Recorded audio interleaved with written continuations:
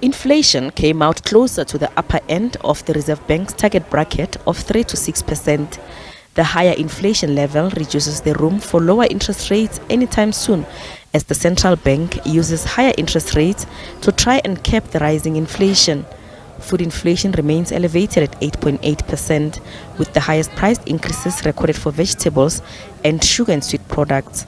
The price of petrol went up in October by R1.14 per litre, while diesel went up by R1.96 per litre. Food inflation, for instance, food prices are very dependent on seasonal factors. And we've seen recently egg prices rising quite significantly because of the specific problems within the poultry industry. We've seen significant increases in potato prices, for instance, because we've had droughts and severe flooding in other areas. So lots of those seasonal factors impacting on food prices. In terms of transport costs, of course, we've seen significant petrol price increases. Experts say despite the higher than expected inflation data, the Reserve Bank will likely keep the repo rate unchanged as inflation is expected to slow going forward. Even though this inflation figure turned out to be higher than expected, they will look beyond that and will leave interest rates unchanged.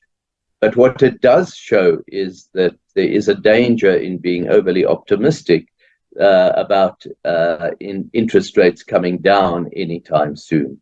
There is now going to be a fear that they will raise the interest rates tomorrow. I don't believe that will be the case, but at the same time, it is a warning that one must not be overly optimistic about interest rates coming down too fast next year. Inflation is expected to average 6% this year and to slow to about 5% next year before edging towards the midpoint of the target bracket in 2025. This means that while interest rates are not expected to rise further, unless if inflation risks materialize, interest rates will likely remain at current levels for longer. Gloria Sefako Musi, SABC News, Johannesburg.